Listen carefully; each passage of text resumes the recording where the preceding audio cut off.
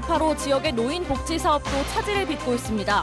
복지시설이 운영을 중단한 데다 지자체가 추진하는 일자리 사업까지 위축되면서 노인들의 일상이 위협받고 있습니다. 목포에 거주하는 부부가 코로나19 확진 판정을 받았습니다. 보건당국은 감염 경로와 접촉자 등에 대한 역학조사에 들어갔습니다. 장애인들의 취업 연계 업무를 담당했던 고 서류환 씨의 극단적 선택은 과도한 업무 부담 때문이었습니다. 업무 부담을 덜어줄 수 있는 근로지원인 서비스가 제공되지 않은 것을 두고 책임 논란이 일고 있습니다. 순천시의 신청사 건립 사업이 정부의 타당성 조사를 통과했습니다. 신청사 인근에 조성될 시민 복합시설의 승인 여부에도 관심이 쏠리고 있습니다. 안녕하십니까. 화요일 밤 뉴스 MBC 뉴스데스크입니다. 코로나19 사태가 장기화되면서 특히 노인들의 어려움이 가중되고 있습니다.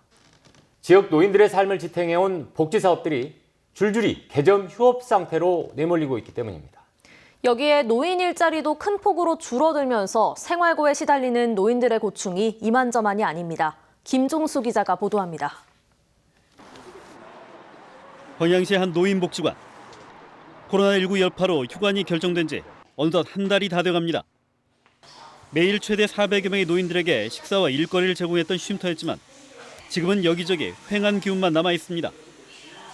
특히 노인들의 손품이 담긴 천연 발효액의 제작과 판매도 중단되면서 재고 물량도 하나둘 쌓여만 갑니다. 다시 일하고 싶은 마음에 문의 전화도 꾸준히 이어지지만 속 시원한 답변을 내놓지 못해 직원들 역시 답답합니다. 시내에서 이루어지는 노인 일자리 사업도 사정은 마찬가지. 청소와 화단 가꾸기 등 이른바 공익형 사업이 활발하게 이루어져야 하지만 코로나19 예방을 위해 이마저도 중단됐습니다. 매년 이맘때쯤 노인 일자리 사업을 통해 다양한 환경 개선 사업이 펼쳐지는 광양 서천변입니다. 하지만 보시는 것처럼 노인들의 모습을 찾을 수가 없습니다. 용돈도 벌어서 오랬는데 그걸 이제 못해 보니까 이제 좀 아쉬운 게 많죠. 예산과 인원을 늘려 복지 확대를 기대했던 지자체도 난감할 수밖에 없습니다. 현재 상황이 취약계층들의 삶의 질 저하와 의욕 상실 등 악순환으로 이어질 수 있어 대안 마련이 시급한 실정입니다. 급여가 미지급되기 때문에 어르신들이 경제적 어려움을 좀 호소하고 있습니다. 보건복지부에서 결정된 대로 저희들이 소득 보전이 될 수 있도록 일자리 사업으로 그나마 매달 30만 원 안팎의 적은 돈이라도 받아왔던 노인들은 이마저도 끊기자 끼니 해결이 또 다른 고민거리가 됐습니다. 단촐하지만 따뜻한 국과 밥을 제공했던 밥차와 무료 급식소 운영도 중단됐기 때문입니다. 거동이 불편한 노인들에게는 현장 배달도 이루어지지만 풍족하지 못함에 봉사자들의 마음은 아쉬움이 가득합니다. 중단되다 보니까 가장 걱정되는 게 끼니거든요. 한정이 돼 있어서 오셨던 분들이 그냥 가시는 경우가 가장 가슴이 아픕니다. 코로나19로 각계각층의 피해 호소가 이어지고 있는 가운데 취약계층인 노인들의 일상도 하루하루가 힘겨운 싸움이 되고 있습니다. MBC 뉴스 김종수입니다. 목포에서 코로나19 감염 확진자가 발생했습니다. 전라남도에 따르면 목포시 연산동에 거주하는 61살 A씨와 남편 72살 B씨가 검사 결과 코로나19 양성 판정을 받았습니다. 이들 부부는 고열 등의 증세를 보여 어제 선별진료소에서 검사를 받았으며 1차 민간기관 검사에 이어 오늘 전남보건환경연구원의 검사에서도 양성 판정을 받았습니다. 보건당국은 A씨가 길거리에서 먹거리를 팔았던 점과 모 교회 신자인 점 등을 토대로 이들 부부의 동선과 접촉자를 추적하고 있습니다. 전남의 코로나19 확진자는 모두 8명으로 늘었습니다. 코로나19 사태의 장기화로 관광산업이 크게 위축되고 있습니다. 전라남도에 따르면 평일 최고 1,000명, 주말 2,000명이 찾았던 목포 해상 케이블카 이용객은 코로나19 확산세 속에 평일 최고 500명 수준으로 떨어졌고 여수 해상 케이블카 이용객도 코로나19 이전의 절반 수준으로 감소했습니다. 무안국제공항은 개항 이후 처음으로 국내선, 국제선이 모두 중단됐고 7월까지 예정됐던 4차례 크루즈 입항도 전면 취소됐습니다. 전라남도 감사관실이 사회적 거리두기 이행 여부를 특별 점검합니다. 전라남도 감사관실은 코로나19 상황이 안정될 때까지 도 본청과 시군, 출자 출연기관을 대상으로 코로나19 가짜뉴스 확산 행위, 사회적 거리두기 복무지침 준수 여부 등을 점검하고 총선 공직 감찰도 병행합니다. 정부는 사회적 거리두기 특별 지침을 통해 공무원은 대면 회의나 출장 등을 금지하고 사적 모임도 자제하기로 했습니다.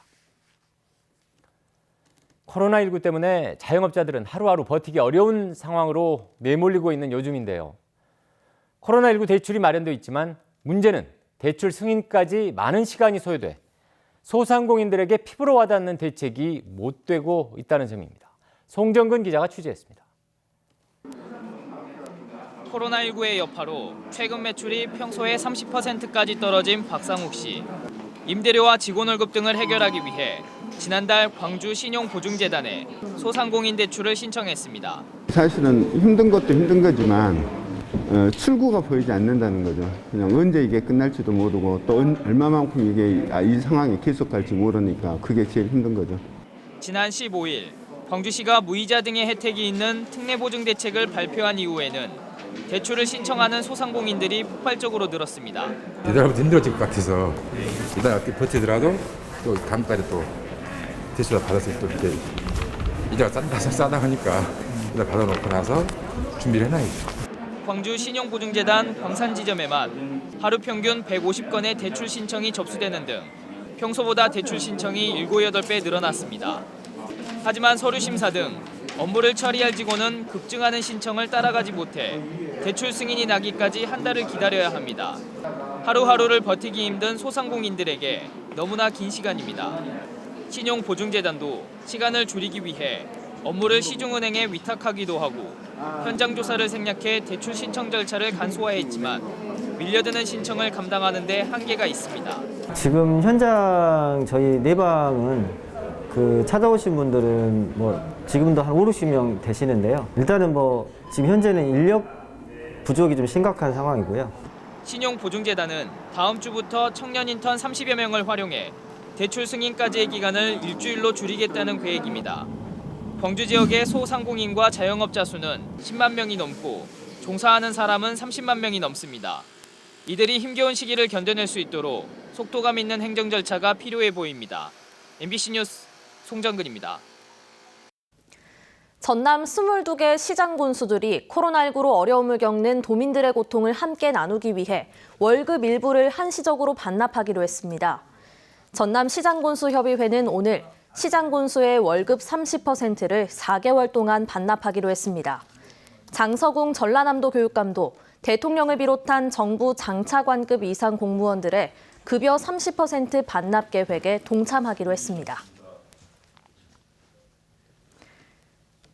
여수의 봉사단체 회원들이 코로나19 확산으로 어려움을 겪고 있는 대구 시민들을 응원하기 위해 직접 빵 3,000개를 만들어 전달해 나섰습니다. 여수사랑 로터리클럽 회원 40여 명은 오늘과 내일 이틀 동안 여수시 문수동 대한적십자사 여수봉사관에 모여 카스테라빵 3,000개를 만들어 자매봉사단체인 대구 로터리클럽에 전달하기로 했습니다. 여수시의회 고용진 의원은 오늘 시의회 10분 발언에서 최근 여수시 공직사회에서 발생한 직장 내 괴롭힘 현상을 인권적 생명을 죽이는 사건이었다고 지적했습니다. 고 의원은 그러면서 여수시가 이처럼 심각한 아픔을 전혀 공감하지 못한 채 안일하게 처리했다며 지금이라도 일벌백계의 자세로 처벌하고 시장이 나서 진심으로 사과해야 한다고 주장했습니다. 주종섭 의원도 자신의 10분 발언 시간을 할애해 시 당국이 이번 사안에 대해 공식 사과하고 청년들이 당당한 사회공동체 일원으로 설 수 있도록 이끌어줘야 한다고 주장했습니다. 업무 부담으로 숨졌다는 설 씨가 근로지원인 서비스를 받지 못했다는 사실 어제 보도해드렸는데요. 취재 결과 설 씨에게는 어려움을 도와줄 담당자가 있었지만 근로지원인 서비스 연결에는 큰 관심이 없었습니다. 해당 담당자는 경고조차 받지 않은 채 올해도 같은 업무에 종사 중입니다. 강서영 기자입니다. 지난해 극단적인 선택을 했던 설 씨는 혼자가 아니었습니다. 고용노동부 사업 지침에 따라 설 씨 같은 상담가들의 어려움을 도와주고 관리하는 슈퍼바이저, 즉 담당자가 있었습니다. 정부 교육도 받고 수당도 받는데 설 씨의 관리 담당자 박모 씨도 매달 20만 원을 받았습니다. 이런 박 씨가 조금만 신경 썼더라면 설 씨의 업무 부담을 덜어줄 근로지원인 서비스를 설 씨가 받을 수 있도록 도와줄 수 있었다는 얘기입니다. 하지만 박 씨는 설 씨의 근로지원인 연결 승인 서류를 받지 못해 기다리고 있었다고 주장합니다. 신청을 했으니까 이런 여기 서면으로 당연히 지원 결정 통지서를 보내는 건 너무나 당연한 거 아니겠습니까? 그래서 이것이 오면은 근로지원인 업무를 담당했던 장애인 고용공단과 강진군 복지관 측은 박 씨의 주장을 이해할 수 없다고 말합니다. 문서가 없어서 몰랐다라고 말씀하시는 건 조금 보통은 이제 신청 단계에서부터 사업주들이 서명이나 이런 게 다 같이 들어가야 되잖아요. 사업체가 저희가 알려야 되는 의무가 없어요. 같은 사업 종사자도 사업 구조를 꿰뚫고 있는 담당자가 설 씨를 도왔어야 한다고 주장하고 있습니다. 이 사업을 받아서 사전 교육을 받을 때 근로지원서를 쓰라고 설명해 주었어요. 그리고 설요한 씨는 중증 장애인이고 또 이분을 케어하는 슈퍼바이저가 있기 때문에. 하지만 전라남도는 지도 점검을 하면서 박 씨의 역할에 문제가 없다고 평가했고 결국 박 씨는 아무런 조치도 없이 올해도 담당자로 활동하고 있습니다. 본유 지원과 근로계약이라든지 임금 체불 여부 이런 걸 확인한 거죠. 여기에 엉뚱하게도 올해부터 상담가에게 근로지원인 연결이 안 될 경우 담당자가 매달 60만 원을 추가로 받을 수 있도록 수당 성격까지 바뀌었습니다. 담당자가 근로지원인의 업무를 한다고 보기 때문입니다. 다 잘했다는 뜻이 아니고 이거 근로지원인 하나 이것도 뭐 신청 안 했다는 것으로 이렇게 근무 태만이라고 하시는 것은 좀 동의하기 어렵다. 단순한 업무 과다로 인해 극단적인 선택을 했던 것으로 여겨졌던 중증장애인 상담가 설요한 씨의 안타까운 죽음. 이들 같은 장애인들의 근무 환경을 다시 한번 꼼꼼히 점검하고 관리해 줄 수 있는 시스템 구축이 필요하다는 목소리가 커지고 있습니다. MBC 뉴스 강서영입니다.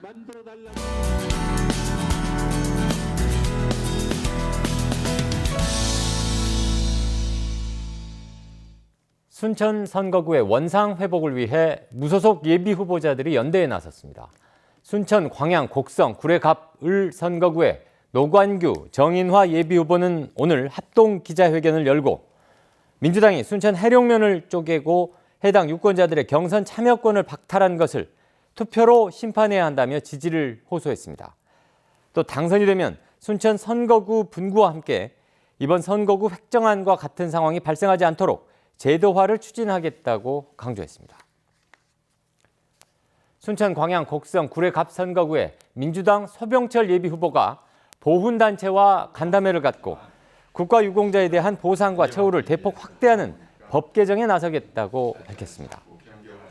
미래통합당 천하람 예비 후보는 최근 우리 사회에 충격을 준 N번방 사건을 인격 학살 범죄로 규정하고 미국식 합산 형제를 주요 공약으로 내세웠습니다. 정의당 강병택 예비 후보는 노동 공약으로 전교조 합법화와 비정규직 학습지 교사, 주민자치센터 강사 등의 교육자 처우 개선을 약속했습니다. 민중당 김선동 예비 후보는 법인 택시 노동자들의 인간다운 삶 보장을 위해 택시와 버스를 연계하는 공영제와 법인 택시 노동자에게 300만 원 이상의 완전 월급제 도입을 공약했습니다.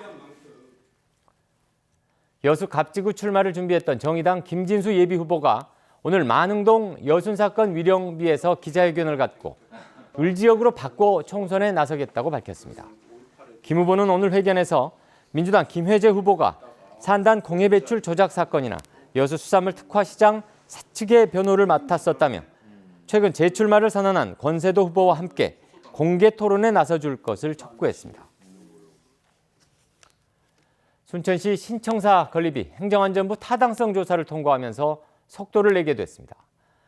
오는 2025년 완공되는데 청사 주변에 시민 복합공간 조성 사업이 국비 사업으로 추진될 수 있을지도 관심사로 떠오르고 있습니다. 박민주 기자가 취재했습니다. 순천시 신청사 건립이 탄력을 받게 됐습니다. 신청사 신축 사업이 행정안전부의 타당성 조사를 통과했기 때문입니다. 사실상 정부의 첫 관문을 통과한 셈입니다.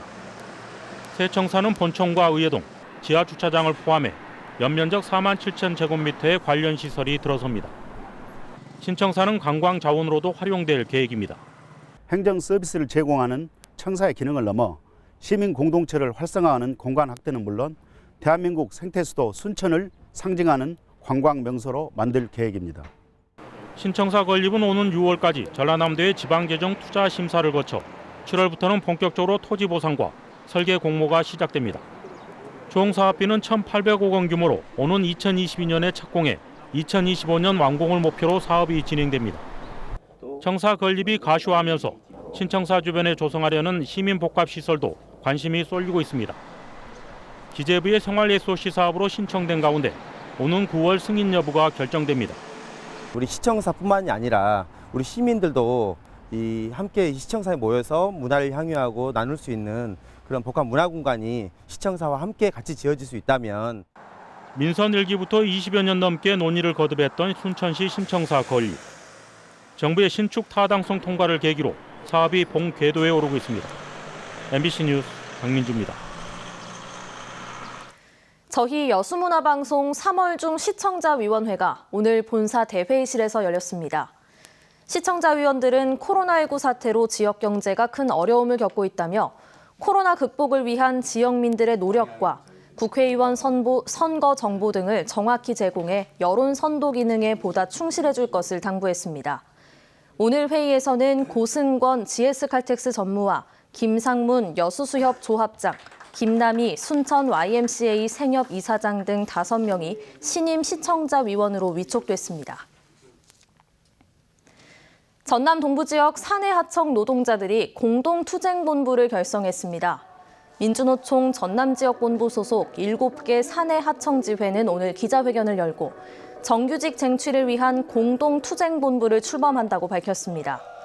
투쟁본부는 최근 고용노동부가 간접고용 노동자 제도 개선 요구에 응답하지 않은 것에 유감을 표명하며 앞으로 노동자들이 구조적으로 강요당해온 차별과 불평등을 걷어내는 활동에 주력하겠다고 강조했습니다.